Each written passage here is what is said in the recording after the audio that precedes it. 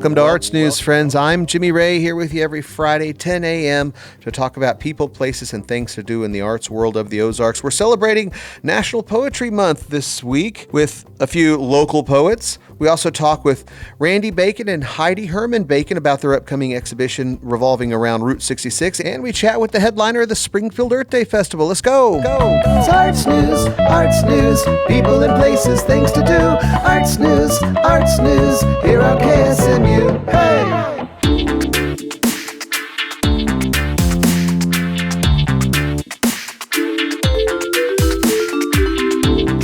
Support for Arts News today is provided by Dressler Peters Business Law Firm, committed to promoting music and the arts in the Ozarks by supporting local public radio, including KSMU's weekly arts newsletter, The Green Room.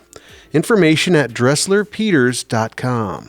And support is also provided by Pickwick Underground Framing, offering custom picture framing and installation. Open weekdays 10 to 5:30 and Saturdays by appointment at 611 South Pickwick Avenue. Information at PickwickUndergroundFraming.com.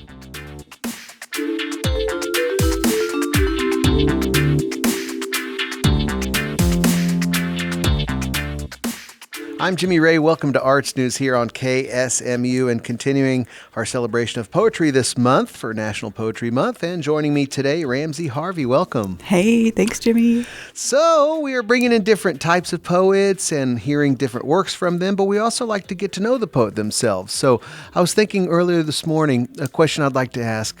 What was the very first poem that you remember reading? It was probably Where the Sidewalk Ends by yes, Shel Silverstein. Shel. Yeah, I think it might have been the ickle me, pickle me, tickle me too one. I don't have it memorized anymore, but I was probably in fourth grade or something, and that was I was hooked. Yeah. I was like, yup. I think Shel's brought so many people to the poetry realm, especially the kids. You know, it was one of the first ones that we got my son to, and he loves it. Yeah. It's just something about it, and the illustrations too. It just really works out. What about writing? When did the actual writing process start? Was it poetry as a start? Did you write other things? You know, it probably started more as journaling, and then I also really like making zines. So it was kind of What is that? a zine is like a little magazine. It's like an alt. Yeah. Anarchist publication where you do it yourself kind of stuff. So what age was that? What were we talking about? 16, 17. I was yeah. like, oh, I'm cool. I'm going to make this zine. Oh. And it would be bold statements that turned then into something more rhythmic and song-based without music. Interesting. And so as you move through life now and you do poetry, is this something that is therapeutic? Is this something that you like to share publicly by going to readings and stuff like that? Is this something that continues on a daily, weekly thing, or is it just when things pop in your head? What is the role of poetry in your life now? Yeah.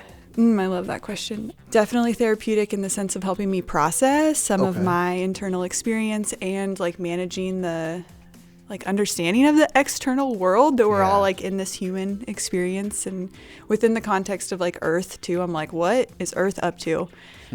So there's aspects for me, poetry is kind of a way to access spirituality and religion. Yeah. And then I think from there too, allowing what comes up, and then also intentionally being prompted towards, I want to write about this thing.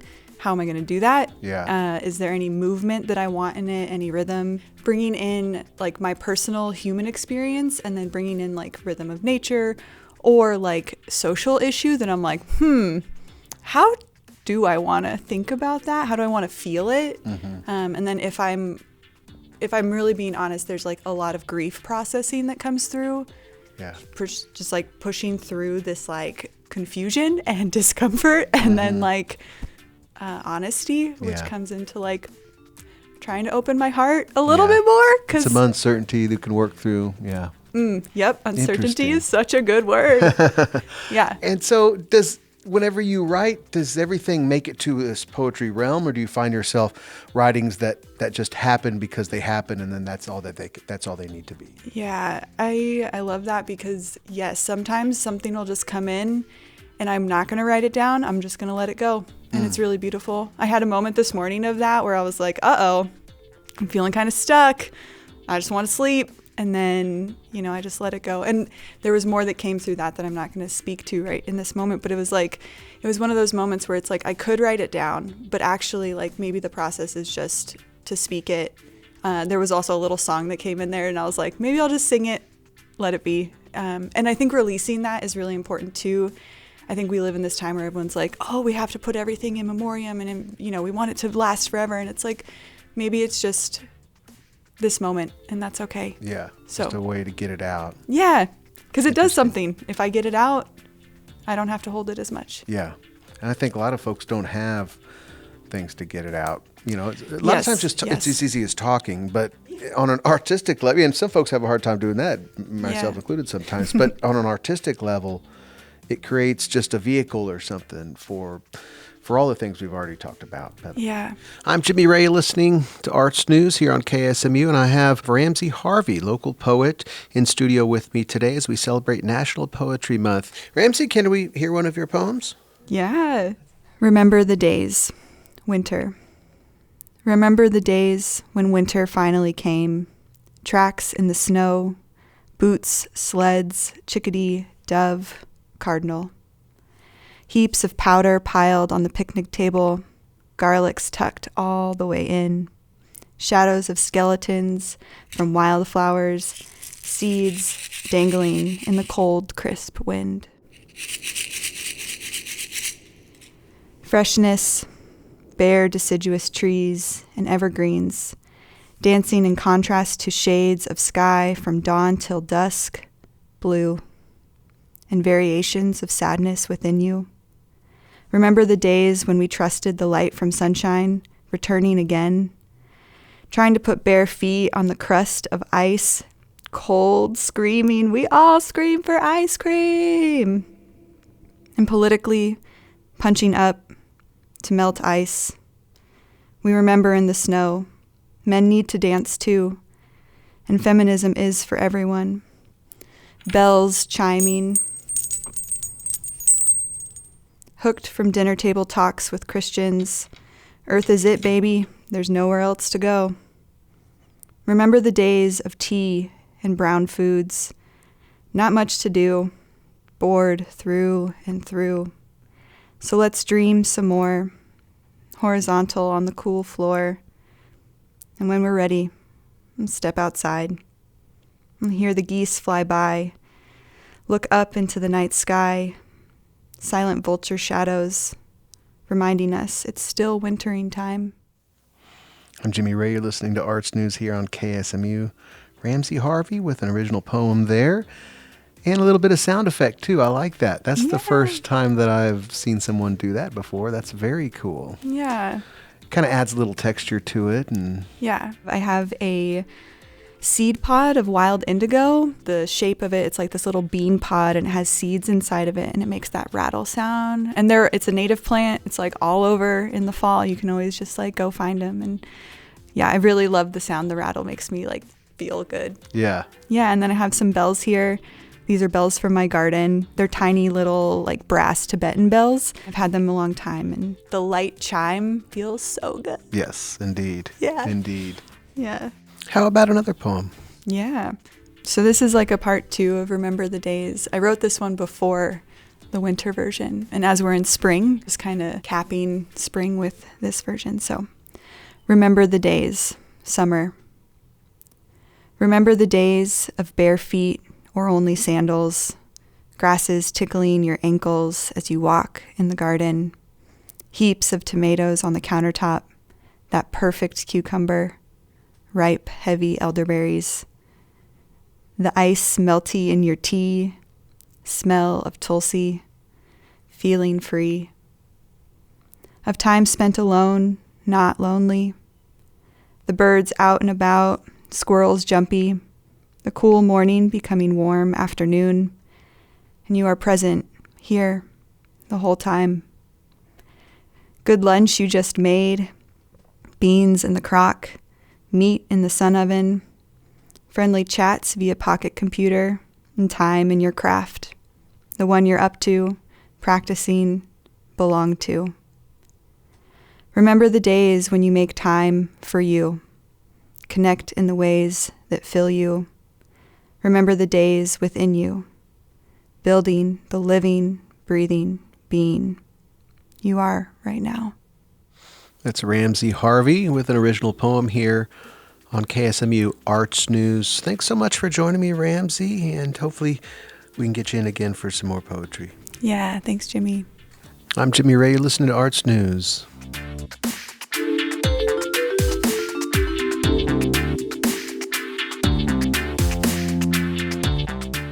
I'm Jimmy Ray. You're listening to Arts News here on KSMU.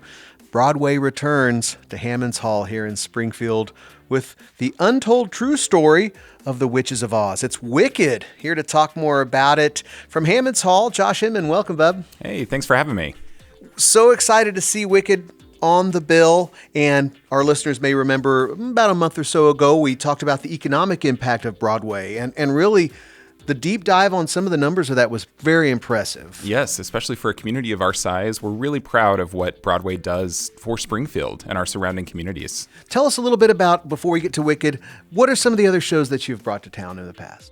Yeah, so we are about to go into our 35th season of presenting Broadway in Springfield, which is hard to believe. Incredible. So we have had over 250 titles on our stage that have toured the nation. Of course, Wicked was with us about 10 years ago. We've also had Hamilton, The Phantom of the Opera, Disney's Lion King. So all kinds of titles that are really shaping what the arts mean in our community. And Hammons Hall is the perfect venue for Broadway, too. It's just an incredible space. Most of our listeners have probably been there. If not, this could be your opportunity to check it out. Wicked is running all the way through Sunday, the 26th. So tonight's show, you have some matinees and you have some evening performances. What's tonight's look like? We do. We have a performance tonight at 7:30, and then we have 2 shows tomorrow, Saturday, and then 2 shows Sunday to close out our run. So you have 5 chances to see this incredible piece of theater in our community. Yeah. So what's it take to get this type of show here? I mean, are they loading in a couple days before, the day of, week of? I mean, how big is this production when it comes rolling to town? The trucks pulled up to our loading dock on Monday morning at 8 a.m., and they worked all day Monday, all day Tuesday,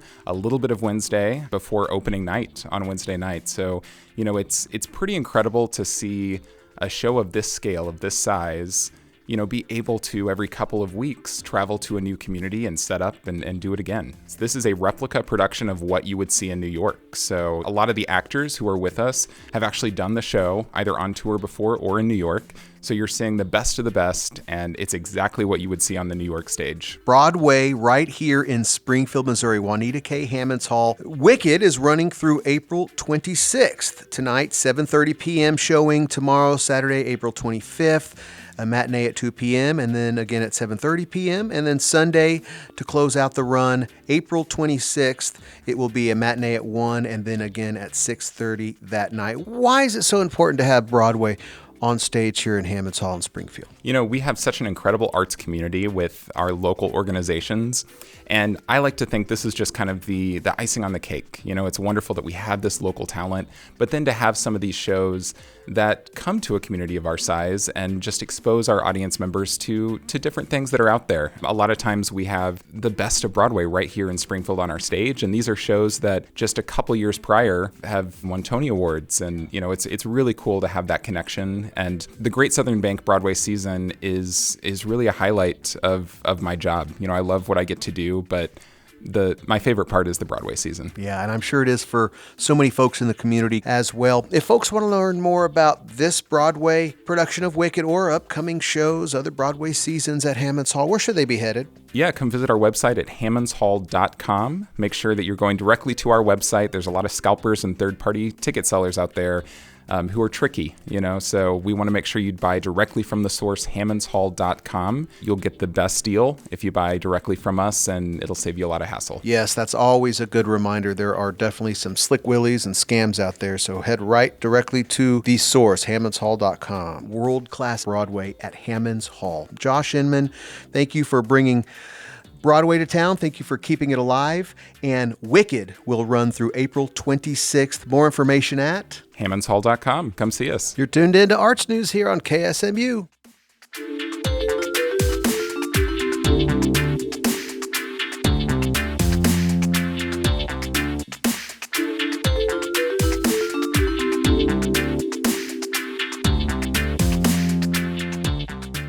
I'm Jimmy Ray. You're listening to Arts News, and we're celebrating Poetry Month here at KSMU and Arts News, having different folks come in, talk about their journey through poetry, talk about their process, and hear some poems. And joining me today, special guest Haley Charles. Welcome. Hi, thanks for having me. And we were connected through the Poets Corner, and we chatted with Jessica Allen. And love meeting poets, love hearing poetry, especially locally, because I'm more of a music scene guy. So in this role, I'm meeting a lot of theater folk, a lot of writers, and a very robust poetry community here in town. Yeah. Are you from Springfield? I'm not. I'm originally from Hays, Kansas. Okay, which is a small town in western Kansas. But my mom grew up here. We always stop at Hays there at the Comfort Inn or the Yep. Days Inn, whenever we're going out to Colorado. Yep, I hear that a lot.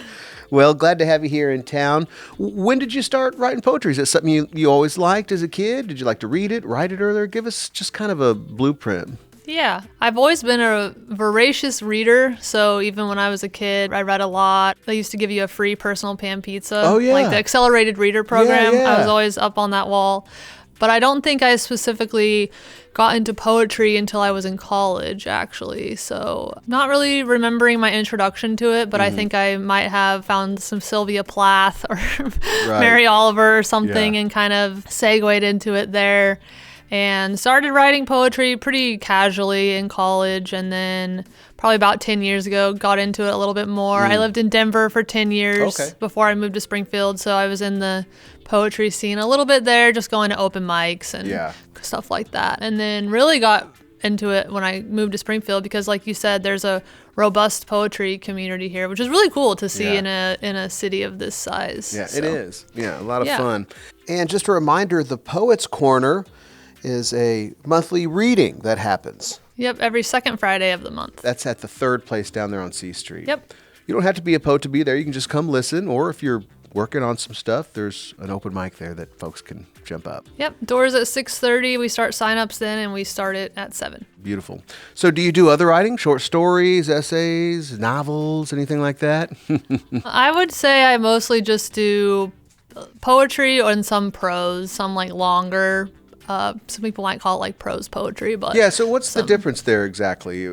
Prose and poetry, or can the lines blur like you say? I think there? the lines can blur a little bit. That's one thing I really appreciate about poetry, and that I always tell people when they say, "Oh, I don't know if I write poetry or I'm a poet." There isn't really a lot a lot of boxes you have to check. It's kind of up to your interpretation. Right. But I think typically just really long pieces get a little more into prose poetry, but it's not a short story unless you have characters and kind of a story arc. Right. So if it's just kind of a piece that's flowing and not really telling a specific story, that's more of like a prose poem. Yeah, and doesn't necessarily maybe have to be so roses are red, violets are blue type stuff. Right, yeah. Interesting. Yeah, and I think a lot of people think poetry has to rhyme. I've run into people who've said that. Yeah. No, a lot of my poetry doesn't rhyme. Yeah. So, yeah. I love this question because everybody's got a different process. What's it look like for you? Is it something to where you see something, you hear something, there's a turn of phrase, and you jot it down and get to it later? Or do you make dedicated time to sit there and write? Is it on a computer? Is it pen to paper? What is it, the actual process of coming up with a poem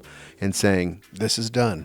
Yeah, I don't typically make dedicated time. I sort of have to feel it. I have to have, be motivated to do it.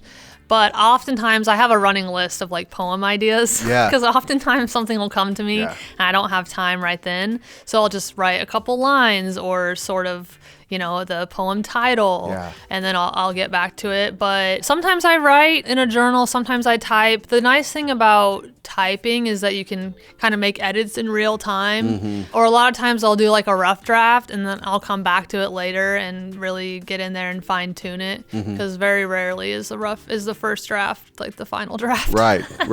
Lots of revisions, editing. Do you ever let other people have insight to that? Do you ever let other poets read stuff that may be unfinished and get thoughts? Yeah, definitely. A lot of my friends are poets, so we'll share stuff with each other and just ask for feedback. Sometimes we'll get feedback without asking, which is fine, which is good. So yeah, I think, or if you're like kind of stuck, you want some input on an idea of where should I take this? Do you have any thoughts? Then you can kind of roll that around. I have a friend group chat that's 4 of us that all write poetry, so we kind of talk in there sometimes and just share stuff. So, Nice. Yeah. Well, I'd love to hear some pieces if you have some. Sure. What do you think? Yeah. This poem is called The Gift of Touch. Everything is impermanent, I say, thinking of the way coffee loses heat and the birds stop chirping when the conversation is complete and your imprint one day is no longer on my seat. I say goodbye to being a student, to the implicit permission that it grants, permission to let go of perfection, to be wild, to jump and skip, to embrace my inner child. Do you dare to love that part of me, watch me scamper, giggle, and sing, looking for deer in the meadow, joining young bodies on the trampoline? Squatting in the office, prepping our hips for older age, riding in the snow, throwing plates to release our rage. 1 foot in front of the other, we move ourselves in multiple ways. I notice the geese forming a V, soaring through the sky. It seems that they protect each other better than you and I. It seems there's a lot of them and us. Don't we know we're on the same team? This polarization turns us against each other, ripping at democracy's seams. That turned political. I was trying for the natural dopamine, to rouse the parts of you that remember the experience of beautiful things.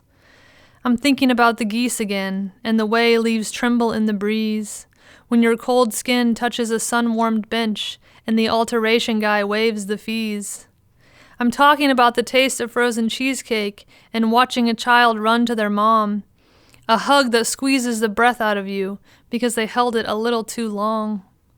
The frogs are croaking outside my window, the softness of nightfall in spring, the softness of my pillow and dreams, when I remember beautiful things. Very good. That's Haley Charles with an original poem here on Arts News. I'm Jimmy Ray. We're celebrating National Poetry Month here on Arts News. And if you are a poet and maybe you're looking to get out there and start reciting or performing poetry, as we were talking about earlier, there's an excellent opportunity with the Poets Corner down on C Street at the Third Place every second Friday. Kicks off at 6:30. You can listen or recite. Haley, how about we hear another poem? Sure. This poem is called Naranja. I took my body for a run, ate an orange in the shower, drew deep breaths in the sun, envisioned spring and smelling flowers. I didn't stay there long. I'm trying to be more present. I'm trying to sit with this rage and grief, even when it's damn unpleasant. I'm pausing when I slip off into a daydream and asking myself where I was headed. And why did I want to be there instead of here? I'm questioning narratives embedded. What stories do I tell myself, and where is the kernel of truth? Has it been in my body for years and years? Did it soothe me? Did it bruise? About that orange in the shower, I heard it will reduce my stress. But I don't trust anything on the internet these days, and I'm trying to be there less. I'm noticing the way my dog vibrates when she's happy. I'm becoming more spacious, less narrow. I'm lying on my mat, opening my hips, letting metta seep into my marrow. I know this warmth won't heal me, won't absolve me of my sins, but I'm not thinking about that right now. All we have is this moment we're in. Excellent. It's Haley Charles, local poet here on Arts News KSMU. Haley, thanks so much for coming in, talking with me, and reciting some of your poetry. Thanks so much for having me. Happy Poetry Month. Indeed, and we saved some of this interview and a few readings for further showings. It doesn't have to be National Poetry Month to celebrate local poetry here on Arts News, so be on the lookout for that in the coming weeks and months. I'm Jimmy Ray. You're listening to KSMU. Welcome, friends.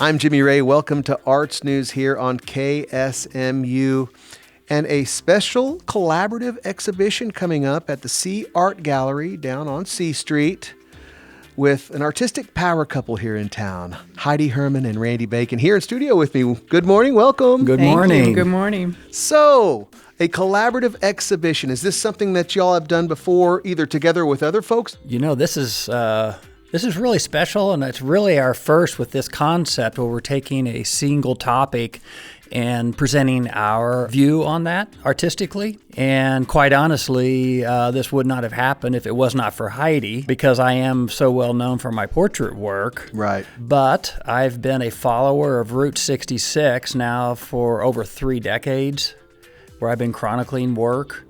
And with the big centennial coming up, Heidi said, we need to show your work, and I would like to do some of my interpretations of that Mother Road as well. And she never even went down Route 66 until we came together as a couple, and now she's quite the fan too. So we went on many trips where it's just the two of us getting work from the road. Yeah. Wow. Interesting. And so celebrating 100 years of Route 66. When we talk about this Mother Road, what's the subjects that have come across the lens? Mostly it's the iconic businesses and all these mom and pop shops. Yeah. Some have been redone. Some are still there. Some are in a state of not being there anymore, Right. And it's about, but it's also that there's also a presence of the people that were there, or some people are still there. Mostly our work is landscapes or iconic buildings and things like that. Mm-hmm. I've kind of figured it out, because I have such a fascination with Route 66. It's the humanness of the topic. And for me, I approach, even though it may be a building on its last leg, I approach it from a perspective of almost like a portrait. Like, what are the human qualities that I'm seeing here that may elicit thought and emotion, just like I would capture if I'm doing a literal portrait of a person. Yeah, what that wrinkle or what those eyes might be saying in that moment. It's exactly the same thing. Shuttered window or kicked-in door even. Exactly. And the life that was there. Yeah. And may still be there, but it's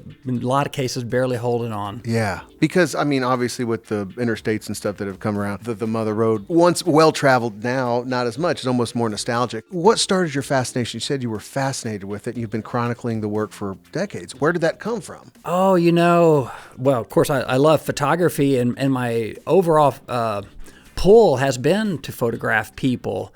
But in the 80s, I would start taking some photos of this and that, and what I found was that I kept being pulled back to Route 66. And for the longest time, I didn't really understand it.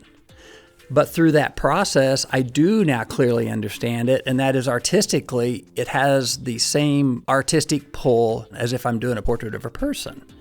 And so that has kept me intrigued over 3 decades. For a fact, I got crazy last Monday, and I'm like, I'm just going to drive to Oklahoma City. Route 66 all the way to Oklahoma City. And then I came back with more work, and I'm like, uh-oh, Heidi, we've got a problem, because there's some images on this literal trip that I think should be included. And now I've got actually probably about 5 or 6 more that just were created about a week ago. The oldest for me in the exhibition, I think, is 1989. Oh, wow. Yeah. So there's quite a range. And, back then it was all negative work. Yeah, interesting. Yeah. Like you say, it's got same qualities as portraits of people. I guess that's underlying really just the spirit. The spirit. The spirit of the road, the spirit of the history, the legacy of it. Heidi, what sections have you been exploring? So you might need to help me with this because I'm not so good geographically. So from Springfield to pretty much Oklahoma? all the way from Rolla, Missouri, all the way to Albuquerque. So we've done many trips on those legs. And then we also went the opposite way, and we went to the Trail of Tears and things as well. So I'm not the master photographer, but the images that I am using are my images. And so what I've done is try to bring a feminine presence to the show, and so my work is embedded into vintage handkerchiefs. And so it's combined using caustic, so is wax and resin, and I do my work embedding things, and I use wax with textiles and things like that. So it only made sense to me to embed those photos with a vintage element. And so I wanted to celebrate the female aspect of the road because we know it as car culture. We know it as, gas stations and mom and pops, but we don't really look at the female contribution as much because it's all about the cars, right? And so in 1926, every woman most likely had a handbag, and every handbag had a handkerchief, and they were very unique to the woman that carried them and very special to them, used every day. And so I thought, I want to bring a feminine part of the culture as well. My mom was a collector of things, and my mom is now passed, and this is her vintage collection of handkerchiefs. Oh, wow. So extra special there for you. Yeah. Obviously, Randy's photographs, iconic, very well known, but these handkerchiefs that you've done are absolutely stunning. This is intriguing to me. You just kind of passed over kind of the process of, you mentioned some wax and some other terminology that I didn't know, so I bet our listeners don't know over. Okay. Let's go a little deeper with what you're talking about, because I'm fascinated. Okay, so great. handkerchiefs, meaning you're embedding. Uh-huh. Give us an idea of what this process looks like. A lot of the handkerchiefs that women carried had floral motifs or special woven edges or brightly colored. So what encaustic is, it's beeswax and Dharma resin, and so it can act as a binder. It can bring things together. I've done a lot of work with textiles that are printed with plants, and then I add the wax and it gives it a luminosity. So the wax can kind of bind it to the cloth itself? Yeah, the pictures are printed on a Japanese paper, and then they are put together with a bonding agent, and then they are soaked in wax. They're always going to be married with one another. And then I have attached them to a board so they can be hung. Right. So all the edges, all the scalloped edges and everything, I've cut those all meticulously. So that is the shape of the work. It's not a square piece. Yeah. It's very much alive, and a lot of them are skewed because of time. They're not perfectly right angles. They're skewed, and they've been used and loved, and it's pretty fun. It's also is dynamic, because it really brings things together that people don't realize, but when they see it, they're like, oh, that makes perfect sense. Well, to me, it makes perfect sense, but yeah. Very, very cool. Yeah. So mixed media and photography. Yes. It is Two Voices, One Road, works inspired by Route 66 as we come up on the centennial here. A collaborative exhibition. Heidi Herman and Randy Bacon. It's running April 29th through July 4th of this year down at C Art Gallery on C Street. Address there is 208 and 212 East Commercial Street in Springfield. And it's coming at a time, that kind of opening weekend of the big centennial celebrations. Heidi Herman, Randy Bacon, thank you so much for joining me today, and good luck with the opening. And we'll check in here maybe in another month or so. Thank you. Thank you. It's Two Voices, One Road, works inspired by Route 66, a collaborative exhibition. Mixed media by Heidi Herman, photographs by Randy Bacon, opening next week, April 29th, running through July 4th at the C Art Gallery down on C Street. I'm Jimmy Ray. You're listening to Arts News. Welcome, friends.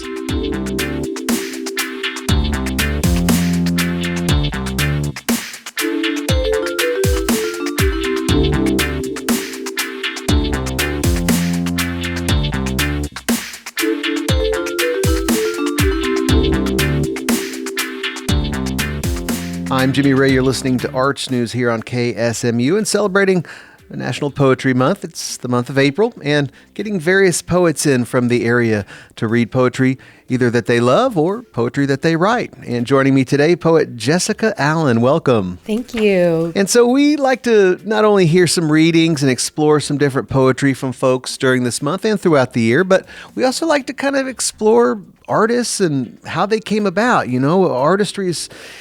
People come to it in different ways, whether it be through their childhood, or maybe there was a teacher, or they saw a show or a painting or an event.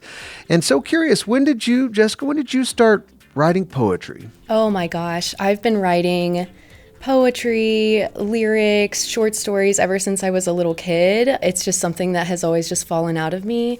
It's always been a way for me to process what I'm feeling. I came from a pretty interesting childhood, keeping you on your toes, always something to look at. So writing was a big way for me to process some big feelings, especially as a small person who didn't know how to handle big feelings. Yeah. And that has kind of carried me into my adult life, and it's become a huge coping mechanism for me, a huge processing tool. I love to write, but not only that, I love to share out loud with people. We have a really awesome poetry community here in Springfield, and I love to read my poetry live because then I can see in real time people reacting to, things that I'm processing and feeling, and I might have felt very alone in that moment, but seeing people react to it, I know that they're feeling that too. There's a connection there. Yeah, interesting. I like that because the idea of writing the poetry is one aspect of it, but then reciting or actually being on stage and having that kind of interactive moment is a layer that some poets don't necessarily enjoy or even do at all. So it's nice to hear that people are out there doing that in town. I know there's the Poets Corner, right? Yes. Are there other ones that I may not be aware of, other opportunities for poets to be sharing their poetry, reading, reciting, or just knocking around ideas with other poets? Yeah, absolutely. So the Show Me Poetry Slam is something that happens every third Sunday at Nathan P. Murphy's. Oh, wow. Yeah, so that is more of a competition style for people who like to get that little competitive edge. And there is prize money involved. So it's always, random judges that come in. It's not like a curated panel of judges or anything. So it's pretty fair and open that way. Yeah. But that is a great way to also kind of get into the poetry community. Poets Corner, of course, is my bread and butter. I'm one of the leaders of that group. So we love just creating a community where anyone and everyone can come and share, regardless of experience level or age or anything like that. We have kids, elderly people, like the whole age gamut, all kinds of experiences. And what's the schedule on that now? We're doing it once a month, every second Friday. Okay. Yeah. And that's still down on C Street? Yes, yeah, 416 West Commercial. And what's the venue name again? It's called The Third Place. The Third Place. Yeah, so it's not work, it's not school, it's a third place. Yeah. And you don't have to be a poet for those. You can just come and listen and enjoy too, right? Yes. We have lots of wonderful audience members month to month, and it just builds on that community too. Lots of folks say that they don't write, but they love to hear other people's experiences. It kind of broadens their perspective on things. And so it's a wonderful way to expose yourself to some other ideas. Yeah, sure, absolutely. Talking with Jessica Allen, a local poet here as we celebrate National Poetry Month. And Jessica, aside from poetry, what else is in your life? Work, play, friends, family? How do you spend your time? Oh my gosh, that's such a good question.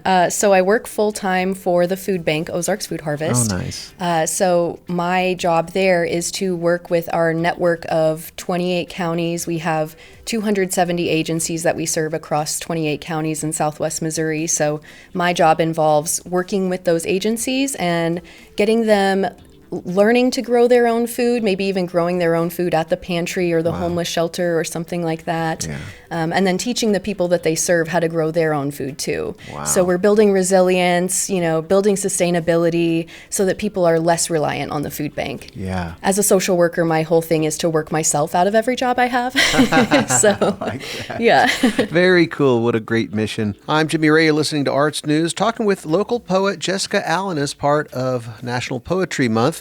Last week we heard her poem Graveyard Girl. How about we hear another, Jessica? This is on the topic of community, and it's called The Neighborhood Shelf. I keep a little shelf down by the sidewalk in front of my house. It's nothing fancy. In fact, it was handmade and handed down by my mother. We painted it, something groovy, and wrote the phrase, "Take what you need, leave what you can," on the side, to let our neighbors know its purpose, to share with one another. We planted flowers and created an inviting space. It has filled me with joy every time I set out an offering and watch it disappear overnight. Someone needed what I had to offer. I do my best to keep it stocked. Books, hygiene kits, housewares, clothing, shoes, notes of encouragement, and so much more. At first, it was a way to do some spring cleaning. But when we recognized the need, not the need for stuff, but for connection, it had already taken on its own life. Neighbors started leaving their own items: natural hair care for natural hair, baby clothes, children's books, a graffiti tag that others shook their heads at, but I knew I had written, "Leave what you can," and some folks don't have much. In the winter, the shelf began to fall apart, and the pieces lay covered in snow. Some days I would come home and the whole thing would be taken by the wind, shattered. After a few rebuilds, I started to lose faith. I remember feeling complete resolve for its destruction. In short, I had given up. The shelf lay in shambles when I went to bed that night. I remember feeling like the shelf was unseen and unappreciated, like I was unseen and unappreciated. I woke up the next day to find that not only did somebody restore the shelf, but they had also filled it with food and resources on where to get a free meal. It was truly a blessing, feeling held by others, knowing that we can hold each other. Who knew creating a space for connection could be as simple as setting a shelf by a curb? The shelf still stands, and I see families stop frequently. It is a good day when the shelf is full. It is spring now, and as I lay out compost for this year's flower patch near the shelf, a young boy and his grandmother pass by and look at the books. The child looks up at me, sees me sweaty from shoveling, and says, "I like your garden." His grandmother asks me if I will plant sunflowers again, and for them, I absolutely will. That's Jessica Allen, local poet.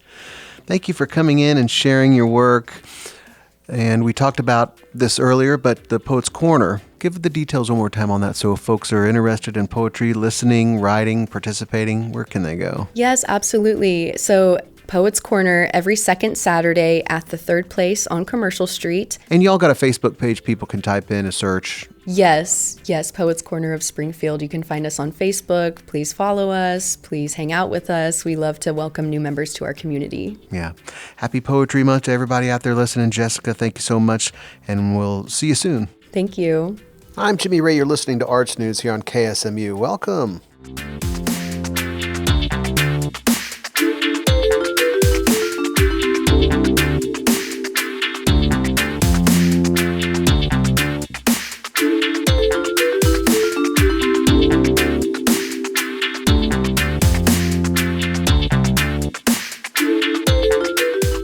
Support for Arts News is provided by the Moxie Cinema, currently presenting I Swear, Reunion, The Christophers, and Silver Chance International Film Festival. Showtimes and ticket information at moxiecinema.com.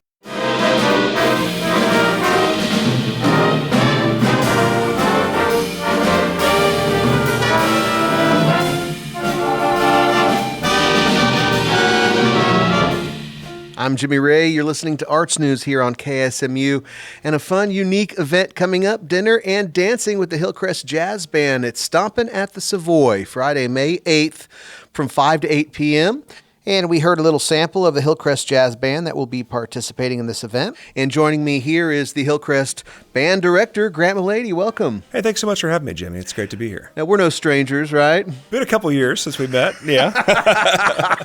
We used to have some fun. Man, I remember back in the day of Bajan's where I used to bang out the changes and you'd just blow it down. I paid rent for several months, just courtesy of your efforts, man. So quiet, fast jazz, as I recall, was the gig, right? Well, I was just hanging on for dear life, man, because I was a rock and roller, just trying to make it in a jazz man's world. Did great. But this is great, man. I mean, Stompin' at the Savoy. Before we get to this event exactly, let's talk a little bit about your entrance to the Hillcrest Jazz Band world, because you've really kind of revolutionized this program. When did you jump on board over there? So this is year 5, and Hillcrest has a strong band tradition, and COVID and some other things, numbers were down quite a bit. So really just over 5 years ago, the posting was up, and we had always kind of wanted to get back down to Springfield. And so we were excited and applied, interviewed, hired. And so the day I signed the contract, I think there were 17 in the high school band. And this fall we got 81 on the roster. So it's good. We're still a little small for a school our size, but we're working on it, and it gets a little better every day. That's big growth. Yeah. So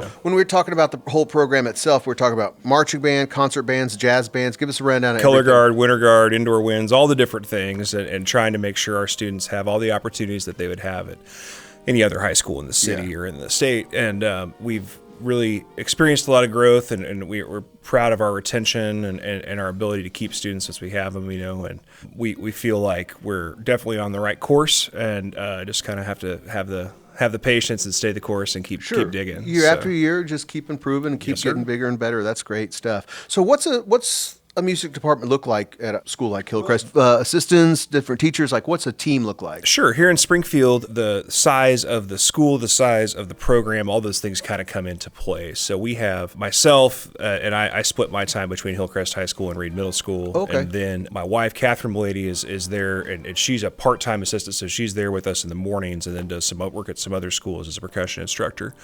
We have several awesome hourly staff, Vicki Williams and Melissa Winans, college-age students, and some folks that come out and help us kind of on an hourly basis. Ren Grand Claire, Lauren Thomas, Emily Carrier, and Adam Snyder, Brooklyn Shell, Max Nice. Brown, Addison Phillips, and folks that kind of come pop in and out as their college schedule allows or their work schedule allows. When I was an undergrad, I worked with Central's band and a little bit, and Nix's band and some stuff like that. So it's a good pre-service educator experience for them to get some hands-on experience. And it's the Blue Wave Band. Blue Wave Band, and I don't have a great answer. I've kind of asked, but it's been that way for at least 40 years. Okay, so you don't ask many questions after that. The great Charlie Loper is as far as we could tell, the one who kind of started that. But so it's been that way for a long time, and that's okay with me. I don't mind, Let's talk about Stompin' at the Savoy. It's happening May 8th, 5 to 8 p.m. down on Commercial Street at the Savoy. It's a beautiful event space there. I've been there many, many times. 224 East Commercial. It's dinner and dancing with the Hillcrest Jazz Band. Yeah, the Blue Wave Jazz. What's the ensemble look like? What's the night going to look like? A little bit larger than a standard big band. We'll have 6 saxes, 5 trombones, 5 trumpets, and a full rhythm section, piano, bass, drums, guitar, and our drummers also plays vibraphone on Bags Nice. Grooves, so we got that going. We got one of our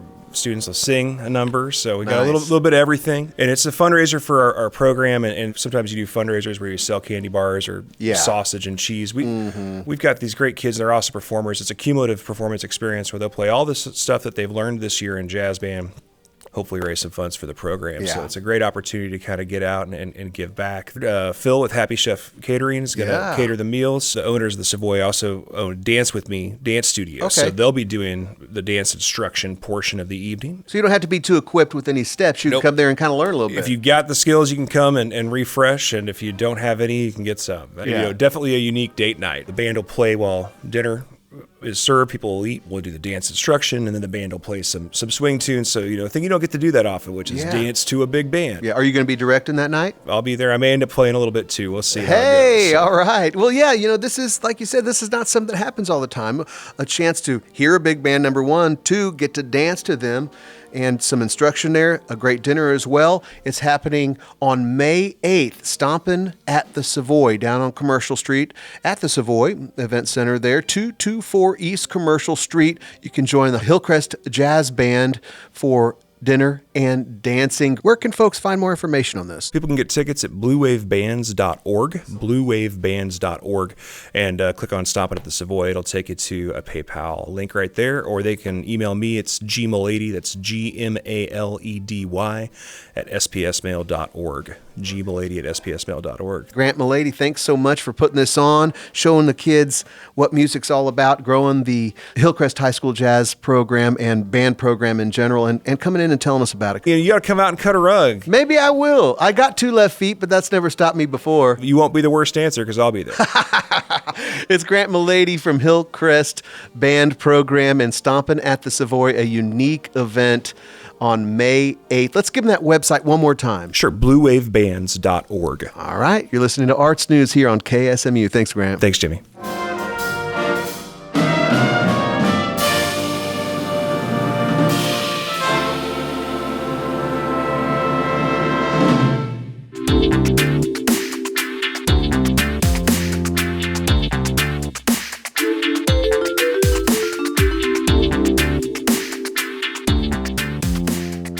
I'm Jimmy Ray. You're tuned in to Arts News here on KSMU. It's your public radio in the Ozarks.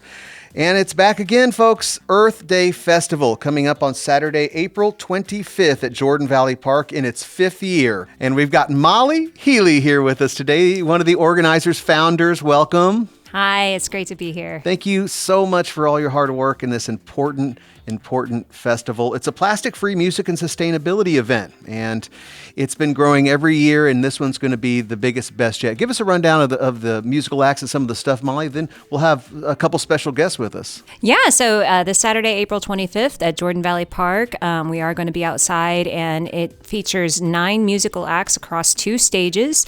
We also have a live painting. We've got aerials. We've got festival puppets. We've got a new and improved kids tent this year that's going to be a lot closer to the stage and a lot bigger. That has tons of activities, including art and Wonders of Wildlife will be there on site. Cool. This is a family-friendly festival, and kids 12 and under do get in free. And so lots of activities for the kiddos.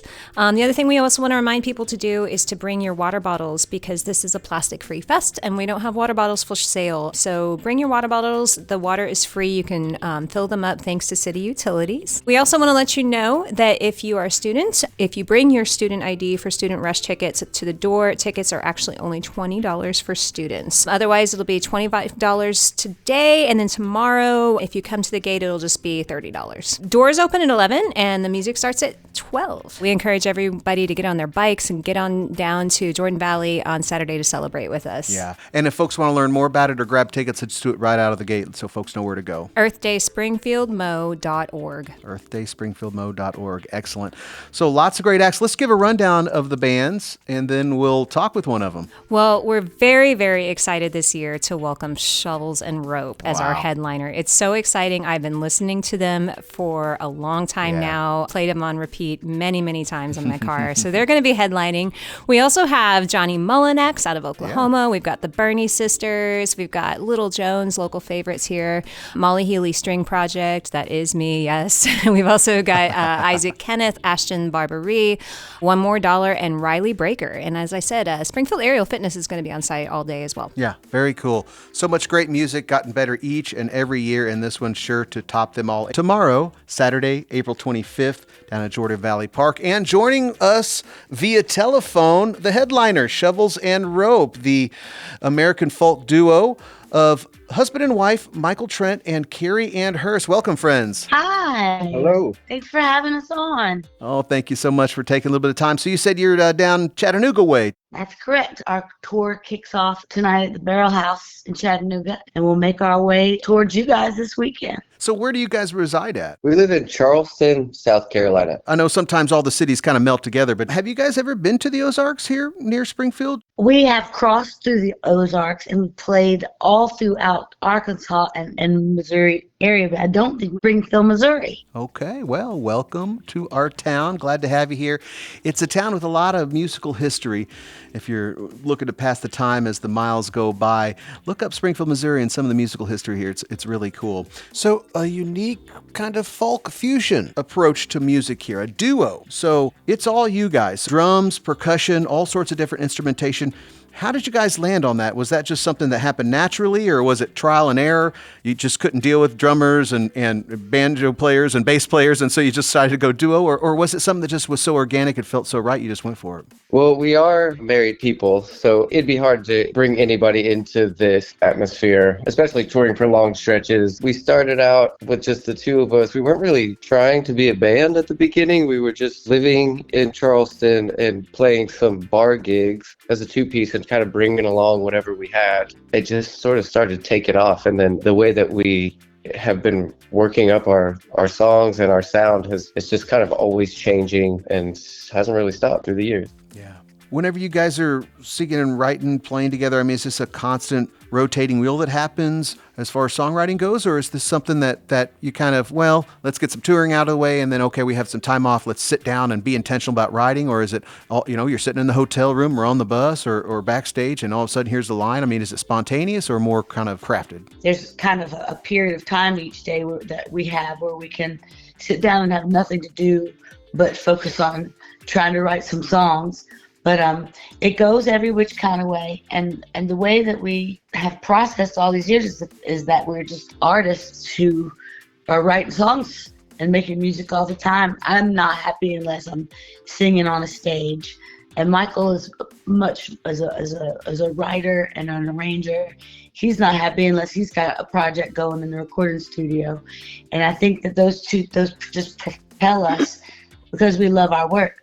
But our work has changed a lot over the years. We played a gazillion shows all over the country. Got 8 records, I think, so far, and we're working on new music now.